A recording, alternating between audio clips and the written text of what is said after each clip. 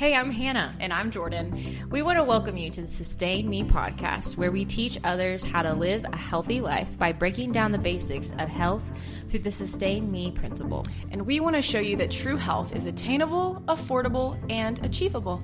In every episode, we will discuss topics breaking down the Sustain Me principle. So sit back, relax, or sit up and take notes for the Sustain Me podcast.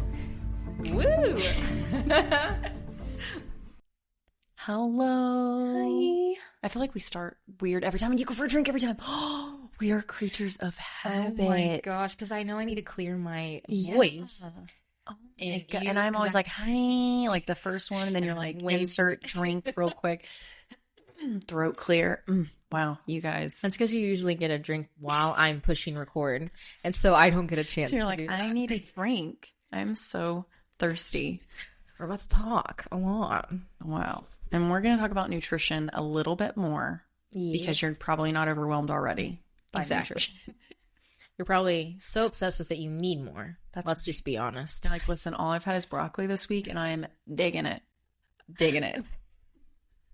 The last part, if you watched part 1, we told you the importance of like nutrition. That's right.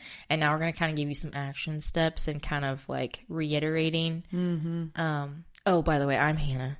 Oh, yeah, and I'm Jordan. We are creatures. We are creatures of habit. We forget that all the time. I'll tell you my spiel every time. We're taking a journey together, guys. It's an acronym. Sustain Me is a health protocol. Start back in the S. If you are just jumping in with us right now, which is totally fine, you can hit this episode with us. Make sure you hit part 1, but also start in Sunshine, which is our S, and move through the acronym with us accordingly. Yes. Thank you. All hands and feet in the right at all times. Now, let's proceed. Let us go on. Review from, I guess, well, we don't really have to review. Yeah, honestly, we'll just review real big next week. Yeah, because I think this is literally part 2 of the exact same category, and we're kind of all still figuring it out. Because unless you do all of these together, you won't get the real benefits, because it's how you eat healthy and what you eat. Okay? Yes, and we're going to go into a very highly recommended part of nutrition, which is child nutrition. We know a little bit about that. Yeah, a tad bit. But, we want to back it up to babies. Mm-hmm. Let's just back it up to babies. Okay. So, Hannah, what's the best thing for babies to have? It definitely should be breast milk. Yeah. I mean, I am very much on the side. I'm a person of like a fed baby is the best. Exactly. We have lots of friends, and I have been in this place too of like not being able to produce all the things. But when you look at the health of a baby, and it shows that our bodies were built to be the best milk for them, and the next best thing for them, if you cannot absolutely produce breast milk, and for some reason goat's milk is the next best thing. One amazing thing, which I think we've talked about this a little bit, but what I love the most about breast milk is that when your baby latches, your body can see where your baby's at. If your baby needs antibodies, if your baby needs extra fat, if your baby needs this, that, the other. Our body is so smart and can literally tell by the baby's saliva exactly what it needs. Like, that is crazy. That's so crazy. And so if you're at a place where you're like, I don't know, it might be draining, it might be this, it might be that, like, just really pray about it and just really look into the benefits of breastfeeding, because I promise you, like, it is hard at the beginning, just figuring out the latch for the baby and all these things. But then, it becomes so awesome. You get into a rhythm, and it's easier, and it's soothing for your baby when, they're upset, or when it's just all of these amazing things all encompassed in one thing. So just encouragement there. And mentally know that the first 3 months of a breastfeeding journey is survival. Like, just mentally know it's pure survival for you and for baby. And the reason why breast milk is one of the most important things for our babies, one, they have no teeth and they can't chew anything. And so breast milk is digestible with such high antibodies and nutrients for them that literally covers every basis that other milk does not have. And God literally intended it for that. So if you are someone, which I did struggle with the mental side of like wrapping my head around because of that. of just like the constant, this baby needs me only all the time. And you like don't get a break. Like those thoughts still come. So, and the first thing that you think is like, oh, for my mental health, I can't breastfeed. But really, it's actually kind of a flip side. Like you need that connection with your baby just as much as that baby like needs you. And there are other things that you can do to supplement for your mental health to be able to do that, and for your milk supply. There's a lot of things, especially if you experience like a hospital birth. You have been depleted of minerals. All of your hormones have been completely gone. So just talk with like a nutritionist before, if you can, if you are afraid of the mental side of breastfeeding, knowing it's really good for your baby. You can literally try that. And that's kind of what I did to just kind of prepare myself. Yeah. Depression, anxiety, when it comes to that area of postpartum, it normally is linked to a lack of minerals and extremely hormone deficiency and like unbalance. Preparation, legit. That is the best advice for that. Prepare beforehand, and then you won't feel sorry that you didn't after. So. Yes. Yeah.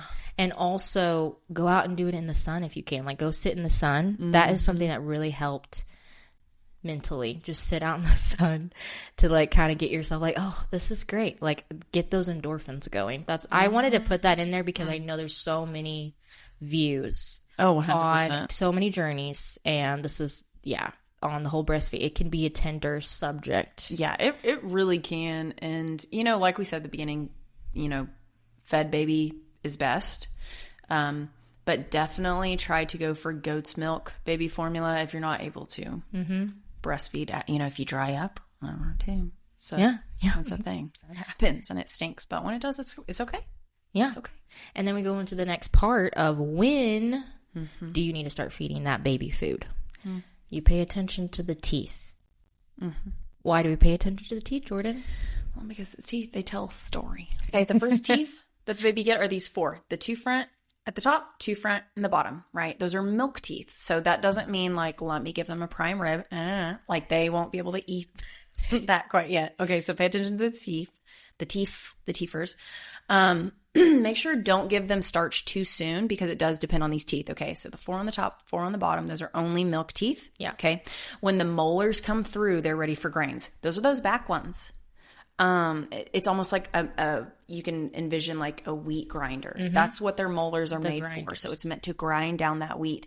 So if you give them grains beforehand, it'll probably upset their gut because they're not properly able to digest in the mouth first because they're not grinding the grain yet. And therefore their stomach's given something that's just too much to be able to handle.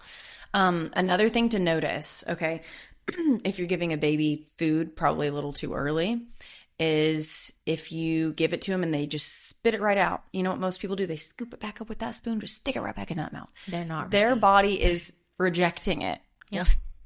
And I did not, when Barbara said that, I was like, do you know how many times I scooped the food that Gray had just spit out and I just put it back in that mouth? Yeah. And his body's like, please stop. I've regurgitated it for a reason. I spit it out for a reason. Oh, you're putting it back in. Okay, great. Yeah. They spit. It is literally a natural response. Their body is like, not ready. And then you're like, yes, you are. Yeah. Not ready. And then we have a colicky baby. We have an upset baby. And we have a baby who's not sleeping. And we're wondering, why are we going through this all over again whenever he's 6 months old? I thought we moved past this. Yeah. And then when do you start giving your baby food, quote unquote? 4 to 6 months. 4 to 6 months.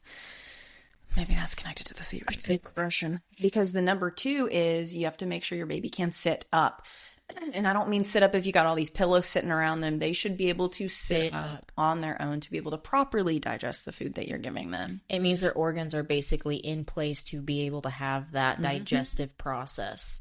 It's literally, the body is so freaking cool because the teeth come in at a certain time where it's like, okay, these are the teeth that shows only milk. We can't chew. This is not to chew food. Like, this is not, this is just for, this is viewing only. Yeah. For the cute little grins. Yeah. This is just for you to think that my face is about to change soon. This is not, there's no mechanics here. You're like, meat grinded teeth. No. Milk teeth. When do you only chew your food with your 2 front teeth? You don't. Never. They are there for show because it would look real weird if you didn't. Exactly. It's literally for you. I'm sure there's other reasons, whatever, but we're not dentists, so. So yeah, just pay attention to that. And then also when a baby can like feed themselves, that's kind of also your indication. Like when they put stuff in their mouth and they're just like not cool with it, they'll spit it out. They literally will. Yep, they sure will. I'll tell you what. What's another thing? I love that Barbara talked about this too. She talked about how important it was to actually give babies food, not baby food, because baby food teaches them to just swallow, therefore, which teaches them to actually choke more often on hard food because they haven't been chewing on food. They've been just swallowing it immediately in baby food. Yes. So you actually should be giving your baby, which sounds scary. People get freaked out about this because they're like, I don't want the baby to choke, but you have to teach your baby to chew. And the only way to teach your baby to chew is to give them a whole apple. Yeah, a whole apple or a piece of celery or a piece of cucumber, carrot, these things that they can hold and chew and gnaw and learn how to chew. And I'm telling you, Charlie was just almost at the age where she could start grabbing stuff like that and chewing when we went to see Barbara, and I was pregnant with Cohen. So these babies, they don't choke on nothing. You know how many times I watched Cohen, like he swallowed and then he was like, he regurgitated it back, chewed more. And then I was like, you good? Oh my God. Charlie literally is like a squirrel. Every time she eats grapes, she just chews the inside and spits out the skin. Okay, and that's what's so crazy too, is because grapes, so scary for parents. These certain things like cherry tomatoes, things like that. I don't worry about that with Cohen because that boy chew. And same with Charlie. Yeah. Like they chew. They learned how to chew early on. The first food I gave Cohen was a carrot stick. Yeah. And he gnawed and gnawed and gnawed and learned how to properly chew. My 5-year-old still chokes on cheese and apples more than my 2-year-old does. Charlie's like, bro.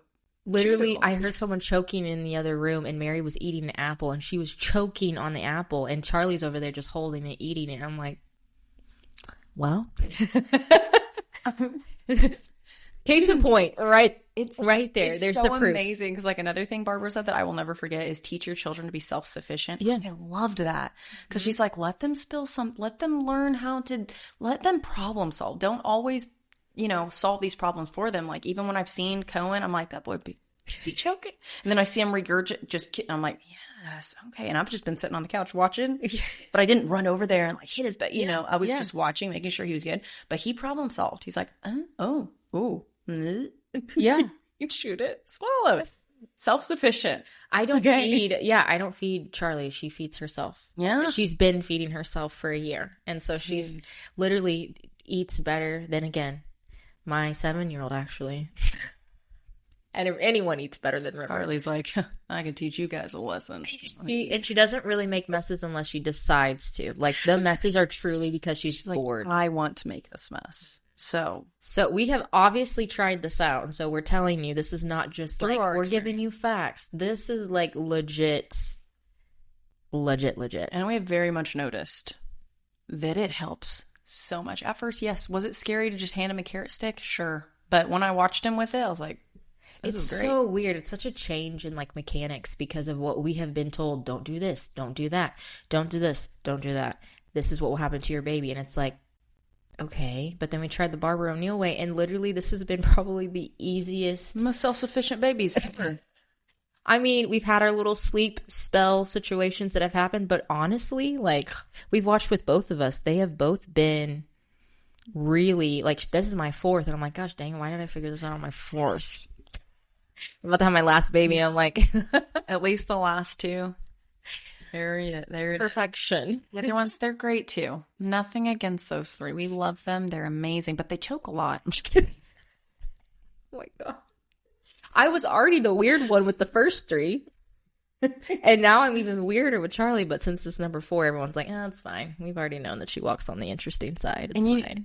This is something Barbara said, too, that was crazy. She had, I think maybe her oldest son, he didn't have any food, really. He would chew on stuff here and there, but he didn't have actual food till he was about 16 months old. So she's like, imagine this kid running, sprinting around the house, and all he's ever had is breast milk. Same with Charlie. Great. Yeah. She still chooses. That's right. What's she called? Boo-boo. Bee-boo. Bee-boo. Bee-boo. Blessed Bee-boo. Bee-boo, who is like almost non-existent, but somehow nourishes her still to the point where she is dreaming about it. Bee-boo. every day. I need to be food. I'm telling you, yeah, Cohen, there's no end in sight. He loves. But she's literally my healthiest child. Like, she doesn't bite me either because Yes. I've noticed, I think that has something to do with the whole chewing situation. Mm-hmm. Oh. I didn't even think about that. She doesn't bite me. Because if all you have is baby food, at least like a nipple feels like something you could chew. Yeah. Wow. I didn't even think about it because all my other kids would bite me because I had already been kind of giving them food, which I felt this is also an elephant in the room. Most of the people moms who decide to do these different things at different milestones is because they've kind of been pressured. Yes. To do that, because who else is like, the expert on your child that you gave birth to is everyone else and their monkey. How many times, like, Cohen was like 10 months. What's he eating? It's like, oh, breast milk. You haven't given this baby food yet? You haven't fed him? I can't tell you how many times that an older woman has come up to my breastfeeding child and, like, given them ice cream. Just giving it to them. They need some real food. Okay, Dolores. Ice cream is not real food. That baby is starving. Have you heard that before? Okay, yeah, so all these rolls tells me they're starving anyway. Go back to the episode of Trust in God and pray for these people and forgive them for what? Forgiveness. That's a rude. Forgive their ignorance. That's what Barbara says. Oh, that's true. She's so graceful. Oh. Yeah, she's like, forgive their ignorance. Just smile and say, thank you so much. Like, there's no need to be rude. Just say, thank you. They don't know that what they're saying is nonsense. That's literally. I'm telling you. Just go in love and don't feed your child parade food and just keep going. You'll be all right. This is literally your survival guide to your child actually living the way that it's supposed to be based off of the way God designed their body. Yes. And let's move on to whenever they're eating food, they're chewing, hopefully not choking very much, food. Okay, this is a huge thing. Most people are coming to realize more. Mm-hmm. But wheat and dairy of today has been messed with. We talked about that last week. They can be causing a lot of neurological issues in adults and children. ADHD is at an all-time high. Right. And everyone blames it on the screens. Sure. I'm sure that's an aspect of it. But what is your kid eating? Breast milk is also not included in the dairy category. Oh, of course FYI. No, it's a superfood. Yeah, it is not dairy. I have had friends that have been told by their doctors that their child is allergic to dairy, so they needed to stop giving them breast milk. I'm going to punish. Yeah, so that's a thing. That's not in the dairy category. If a doctor ever tells you that, leave immediately. Just ask for a second opinion. It's okay. 8 years of school for what? Okay. So, but if you are noticing like eczema, allergy, like just know dairy could be a thing. Definitely. I have had different kids that have gone through behavioral plus also outer issues that are due to dairy. 100%. The body will tell you what's going on in different ways. Mm-hmm. Watch it. Watch your children. Watch if they're breaking out in rashes. Watch their behavior after they eat certain things. Okay, so if your child is dealing with tonsillitis, earaches, bronchitis, they had to get tubes in their ears even. There's a lot of kiddos that have to do that. This can be a dairy intolerance. I bet you that child loves cheese. Mm-hmm. It's sad to see the cheese go, but you'd love to watch it leave because your child will not be having all of these issues still. And it's just stuff that you can get over, because I promise you, if your child loves cheese, I bet you they also love applesauce. They also love some other things that you can be like, distraction. Oh my gosh, remember this applesauce you love so much? Or this other snack, all cheese out of the house. They won't see it. They'll forget about it eventually. Also, really just, and remember the, abstain rule. Like if you go back to part 1 of like knowing why dairy is an issue. Like it develops mucus because it's an inflammation. Especially the way it's processed now. Raw, anything with like non-preservatives, a little bit easier to digest. It's not foreign to the body. But now in today's time in the store, like it's literally, there's no natural preservatives in it anymore. And so it's very foreign to your body. And when it's foreign to your body, instant inflammation so much faster in kids and shows up in things like earaches, just lots of respiratory stuff, because that comes from an excess amount of mucus and inflammation.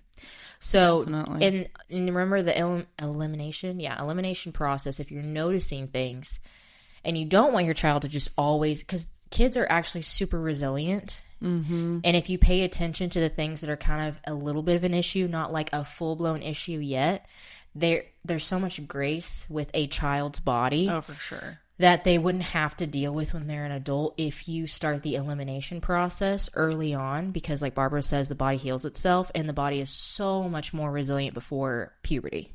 So much more, because the metabolism slows down after puberty. And if you can start eliminating some of those allergens, I've noticed that with Mary was like extremely allergic to dairy because it was causing so much constipation. Oh, yeah, I remember that. And so I just went on a full-on elimination for 21 days for her, where we just didn't give her any cheese, any dairy of any kind. And then after the 21 days, it was not in her system anymore. And so we gradually kind of added like cheese back. Mm-hmm. Now she hasn't ever had an issue. That's amazing.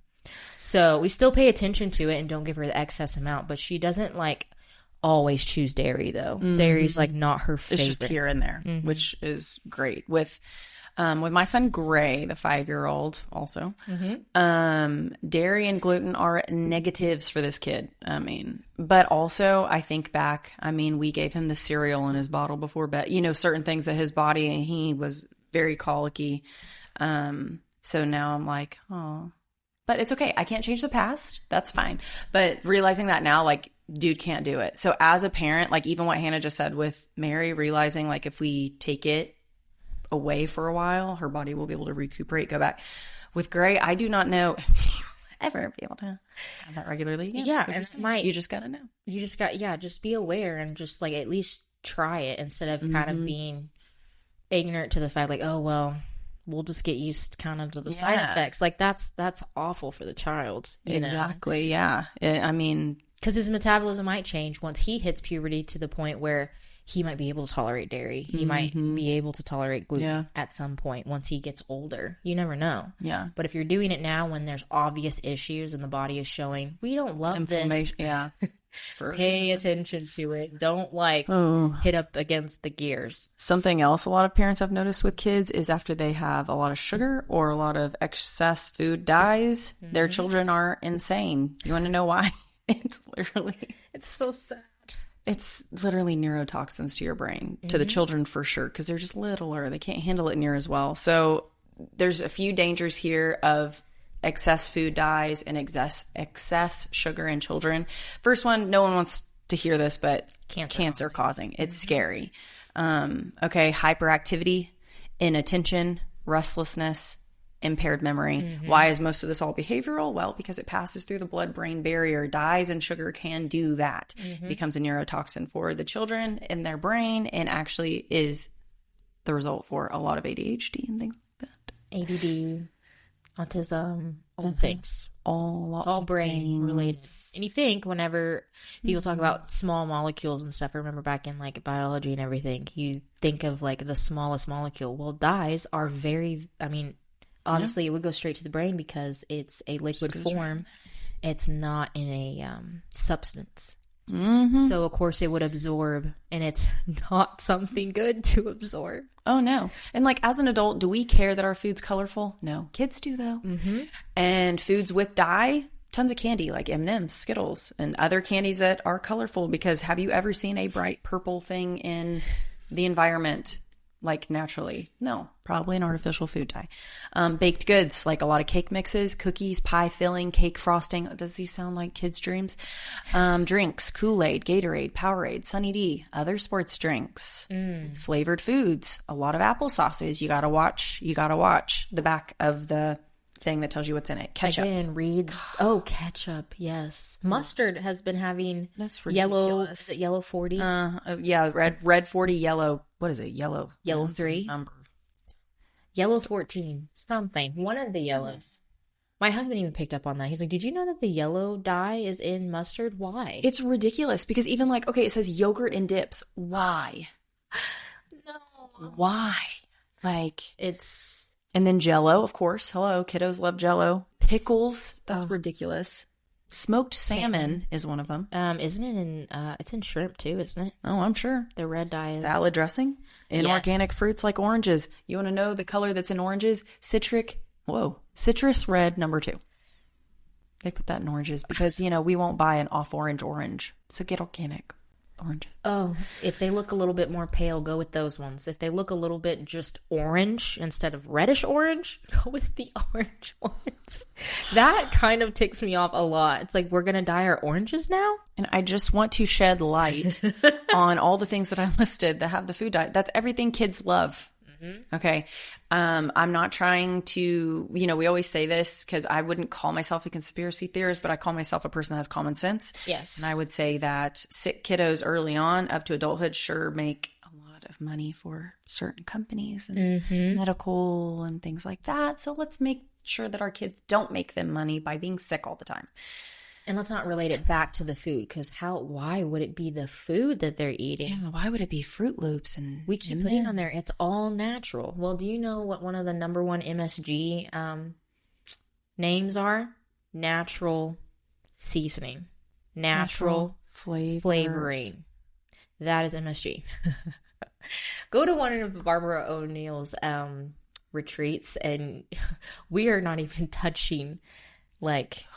all of, like, we're barely scratching the surface with all the things that she told us when it comes to, like, now I can't not see all of the things that she says. Like, if it says this, MSG. If it says this, MSG. I'm like, oh. I'm like, I thought natural flavors was... I thought if it just said MSG free, I literally got a seasoning salt one time because I was so happy to finally find one that said MSG free. Look on the back of it. It says, there's no MSG on it, but it also said... plus natural flavoring. I'm like, gosh, dang it. Give it the bird and throw it away. I'm like, you guys are crazy. That's how they get you. Lying to us. So I'm sure you're thinking, well, what do I feed my kids? Healthy whole foods. I promise you, they will like it. They will. They will like it. They might not at first if this is what their diet has been used to, which, again, all grace, because we are just really not taught the natural way to feed our kids. No. We are given the biggest marketing scheme when it comes to feeding our children. All of these smaller packages. The kids see the packages. Ooh, Lucky Charms. It's a little leprechaun in here. That's my favorite character from that movie. The colors. Paw Patrol. I want Paw Patrol fruit snacks, Mom. Yeah. Covered in dyes. The devil comes dressed like a sheep. So I can't tell you how many times now that I know all that. And after, this is the thing too, as a parent, it's kind of your job to learn a lot of these things to be able to tell your kid, hey, we can have moderation, which I'm very excited for the moderation episode, just so that... It's next. Oh yeah, that is next. I didn't skip.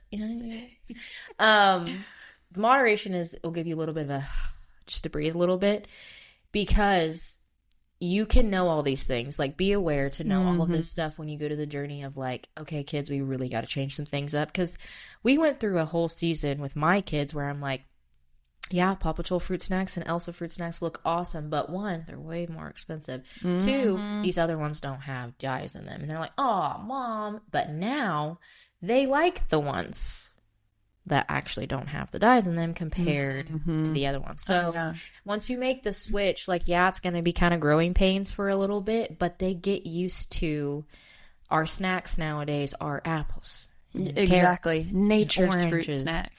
I'm hungry. Go get an apple. They get so sick and tired of me saying that now they don't even ask. I was like, don't ask Mom. She's going to... Mary now comes up. She's like, I'm hungry. And I was like, she's like, please don't say I can have an apple. I'm like, well, you can. Like, well, that's what's there. And, as a parent, you are the gatekeeper of your child's health. Don't take that as a heavy burden. Take that as, you know what? I'm praying over my kids every morning. I have specific discernment for my children. I'm going to listen to it, and I'm going to do what's best for them no matter what anyone says. Yeah, exactly. Amen. Okay. Now we're going to talk about how to eat. How do we do this? How do we aid in our digestion? How do we take all of the facts we just said about what to eat? Now, how do we do it? What do we do with it? Is there actually a way that we do it? Yes, there actually is. There is. Oh my gosh. So This is good stuff. I really like this. This is actually really helpful for my brain, visual person. I'm telling you. So you have to let your stomach rest when you do. Okay. That means when we are sleeping at night, our body should not be digesting a lot of food, which kind of goes against the flow of how we all do, right? Because our biggest meal is usually dinner. It should be swapped. And it should be Hannah, how should it be? It should be you eat your biggest meal at breakfast. Barbara says, eat like a king for breakfast. Then 6 hours later, you eat like a queen for lunch. And then 6 hours later, you eat like a pauper, poor person, for dinner. Just little me. So in our society, that's kind of flip-flopped. Literally the opposite. Most people don't even eat breakfast. We eat our biggest meal, meat and potatoes, at dinner time. And we just fall into bed in a coma of digestion. Yeah, what does everybody deal with at nighttime? They'll rumble in the jungle? Is that what you're Yep. Acid reflux and heartburn. And it's just like a common thing. And that's what Barbara said. She's like, what do we get after? It makes so much sense because we are not aiding our digestion in the right way, because we're supposed to flip that. You are not supposed to have your heaviest meal at the end of the day because your body's supposed to reset when you're sleeping. It's not supposed to be like, I need to go on a run. Yeah. Like, what is happening to me right now? Yeah.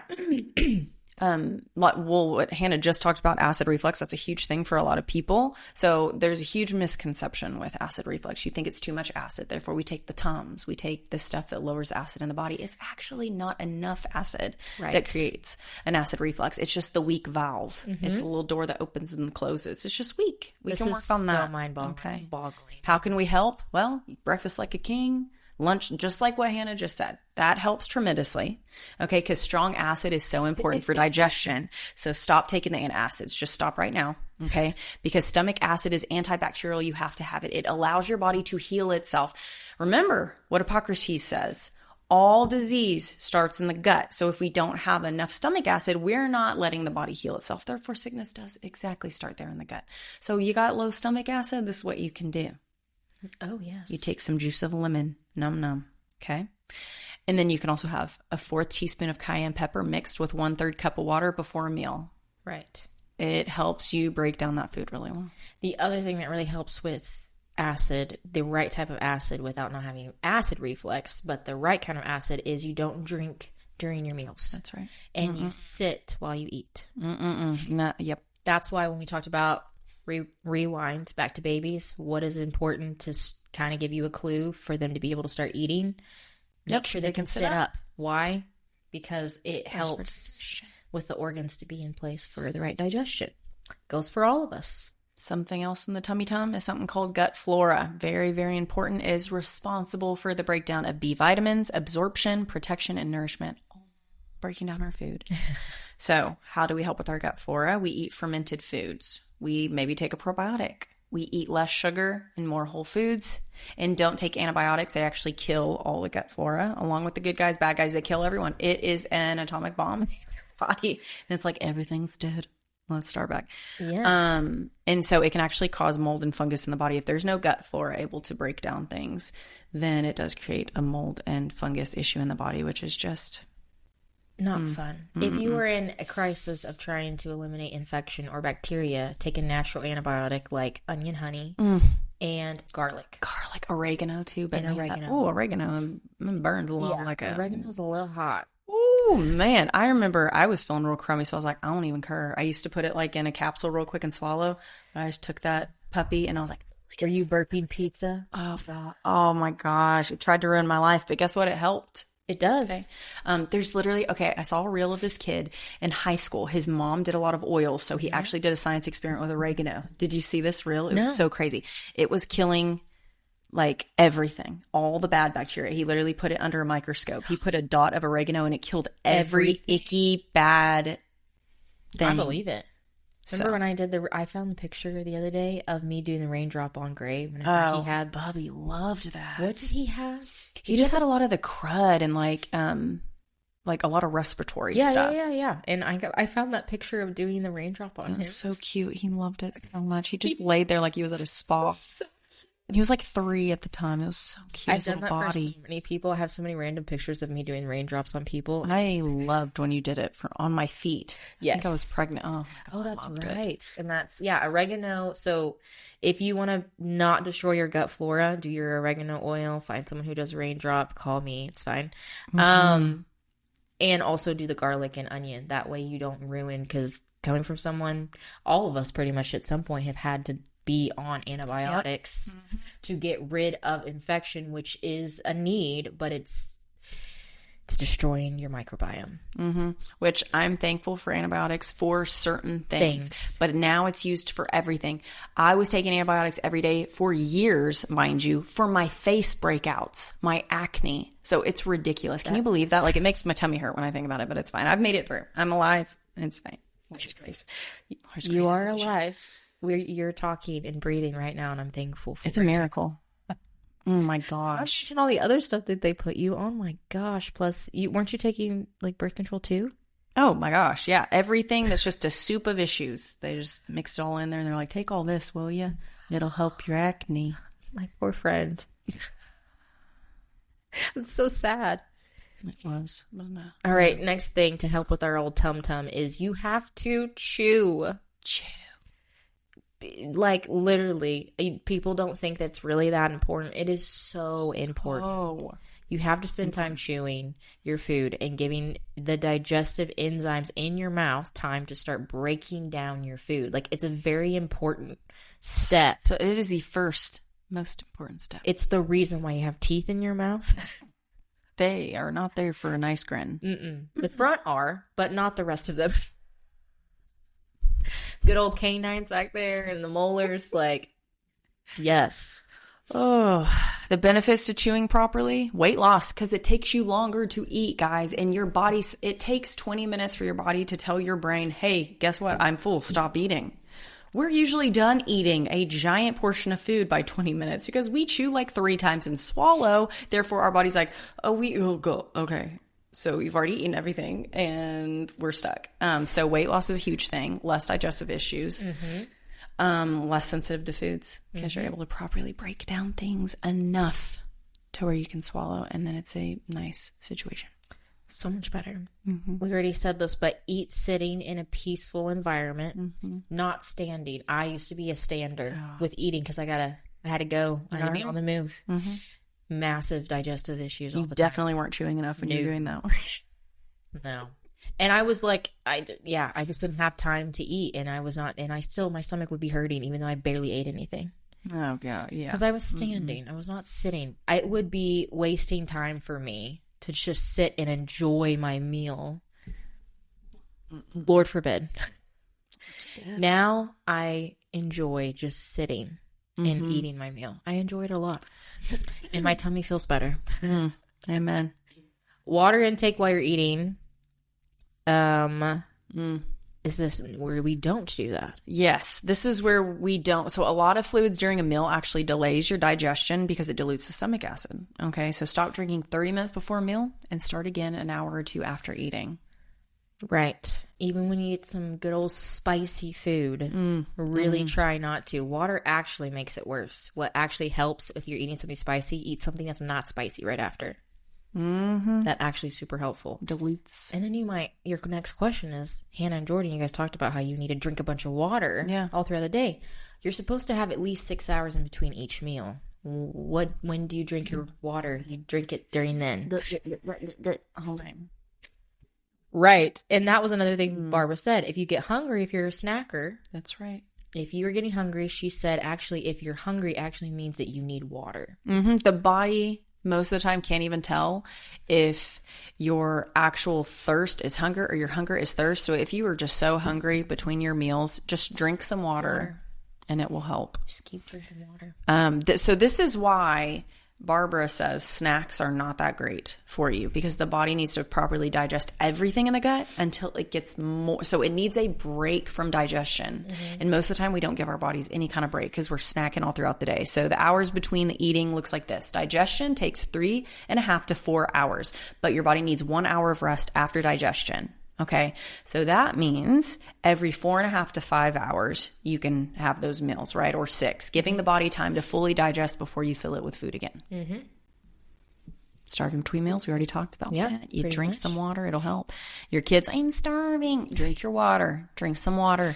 And even with kiddos, if they are like really, it's hard for them, fruit. Most of it's water anyways. Apples, watermelon, carrots. When you give them something like that, they'll barely finish it and be like, I'm full now. Yeah. Yeah, mission complete. That helps.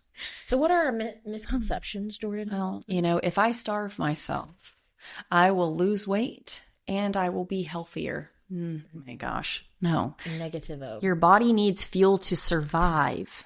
Okay. And a lot of the time, if our body feels attacked, it'll actually build more fat in it to protect itself. So you are basically slamming the brakes on your metabolism.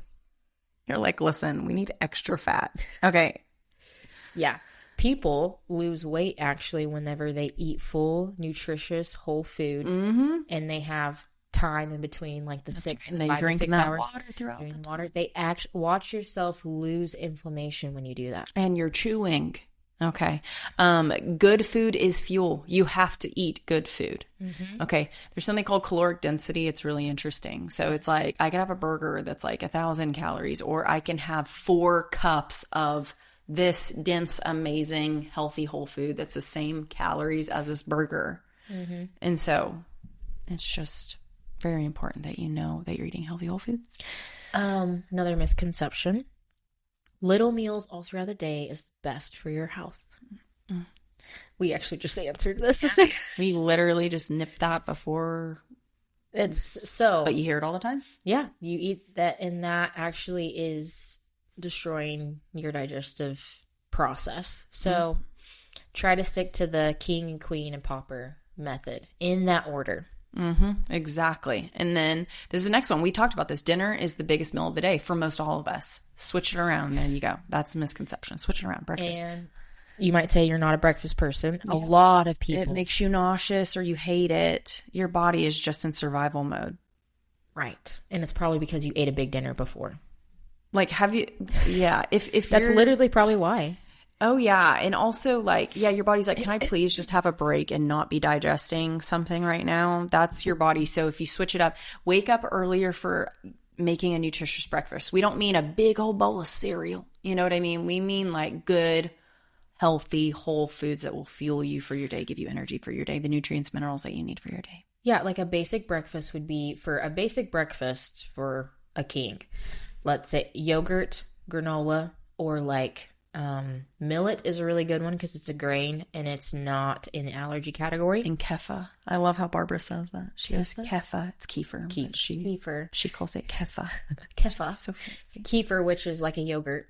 It's a good probiotic, really good gut builder. It's a tongue twister. For the flora. And then you add like 2 eggs. And if you are a meat person, like then maybe some chicken sausage or something. Just that is kind of equivalent. Fruit, veggies. You know what, Barbara? Okay, remember she would say while you're making your hot food, have some like nuts, seeds, and fruit. Yeah, veggies, fruit out there, and eat those more solid, unprepared foods first, and then you eat the warm, cooked, yummy foods. Yes, that's right. Who's ever had a breakfast appetizer? That's what she's implying. That's why you're supposed to eat like a king. You're supposed to have the snackies. I do that with grapes and like the grapes and the blueberries. Refreshing. They're all just eating all of them. And if you are too much in a rush in the morning, go to bed earlier. Wake up earlier. Get your fruit. Wow, I can't talk today. Get your fruit prepped in like jars or something where you can literally have them, just set them out on the table, and then if you want to make like egg stuff, like make egg quiches at the first of the week and just heat them up. Another thing I love doing is potatoes, to make like a potato hash with my eggs. I bake a bunch of potatoes and just put them in the fridge and then just grate them into the skillet with the eggs. Really good too. You do some sweet potato and sweet potato too. So good. I've not done that in a while. Maybe we should do that. Could be a recipe in the recipe card. Oh my god, yes. Oh, yummy. Oh, last one. First part's true. Second part, no. Kids are resilient. Yes. They can eat anything. No. Kids are resilient because they're not supposed to eat everything. Yeah. There you go. So there's that. So try to go back to what we talked about at the very beginning with why we're not supposed to be giving our kids certain things at certain times of their life. Okay, how do we apply the A's? Here we go. Okay. Are we singing? Are we singing? I don't know. What did we decide? Yeah, I don't know. And I just want to do this for you guys, but we're almost done. Because I think I kept saying attainable. Like, that's what I kept saying. Okay, yeah. And I'm like, and affordable. And then achievable is just achievable, or I don't know. Okay. Attainable and affordable. And achievable. I'm like, I'm trying to find the right, like, different tune. Oh, wait, hold on. Inachievable. Okay. There we go. Okay. Attainable and affordable. And achievable. It's the A's. Apply the A's. Wow, it's the corniest thing I will never do that again. And we will. Yeah, watch. We will. 2 more times. Yeah, that's the first comment's going to come in. Please do the A's song, please. Why did it sound like Arthur? Oh man, that's a good show. I literally felt you're walking down the street. Yeah, it sounded very much off. It's very Arthur vibes. And I say, hey, we're gonna apply the A's. Hey, I told you. Okay, we're there. We're almost there. Hey, okay. How do we make this attainable, George? Which means capable of being done or carried out. So this is what we're going to do. We're going to start small because there's a lot of stuff. Okay. So pick one. You think you can chew a few more times? Do that. You want to sit while you chew a few more times? Great. Okay. Pick what part is most doable for you right now and start there. Then you build. You want to try not drinking during meals. That's exactly where I started. Yeah. Okay. Just start small. Okay. That's how we're going to make it attainable. How do we make it affordable? Which means inexpensive and reasonably priced. Breast milk is free. To an extent. Coming from your body. Does it still your soul? I'm just kidding. No. It's free. It's free. No, it's the best thing, to feed your baby if it is accessible, for sure.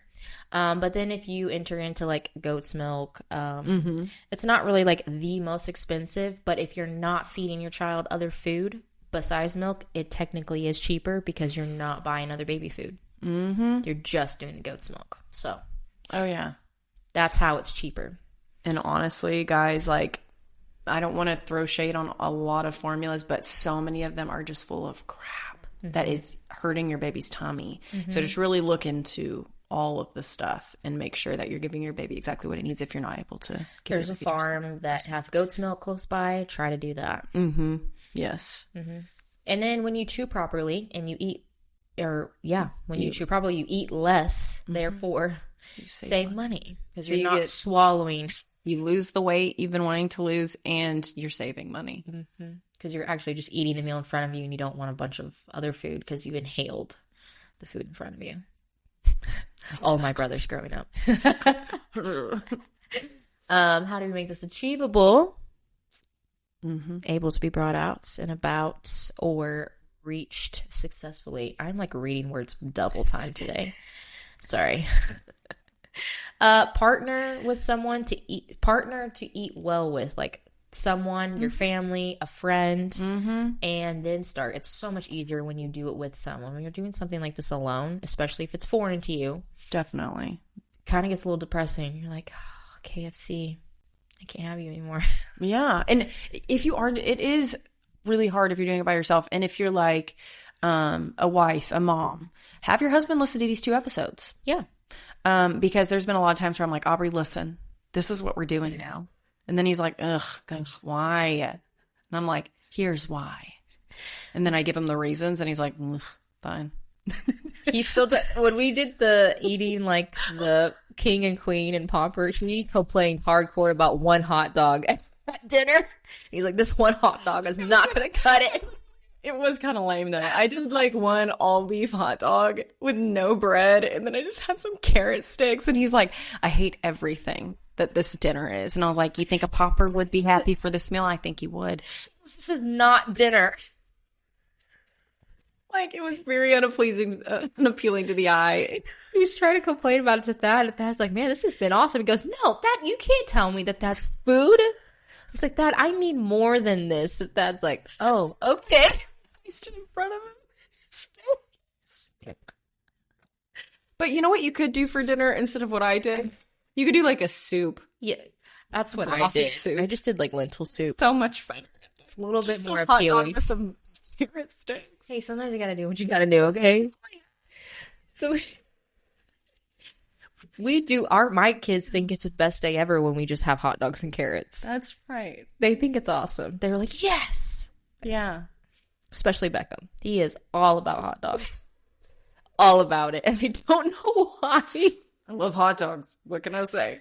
It's Beckham. Oh my gosh. So the challenge of the week is basically apply the A's. Yeah. I mean, start a healthy eating plan this week. Just start. Try it out. Just do it. Like Nike. You got this. So we will be sharing some recipes. So look out on our Facebook. We will, because of the nutrition, we know you guys kind of like to have some hands-on things. Like, okay, you told me to do this, but I don't know where to start. Mm-hmm. So we'll give you a little bit of a cheat sheet. Some recipes that we really like. We're finishing those. Yes. And they are child approved too. Mm-hmm. Except for the avocado chicken. That was disgusting to them, but delicious to me. Okay, yeah, there will be a non-child approved one, but it's fine. Don't worry about it. If you're an avocado person, you'll dig it. It's so good. Really yummy. So yeah, those will be coming. Look out for that. If you have not followed our Facebook page, that's where our material will be. I like it. And that will be just the first of many.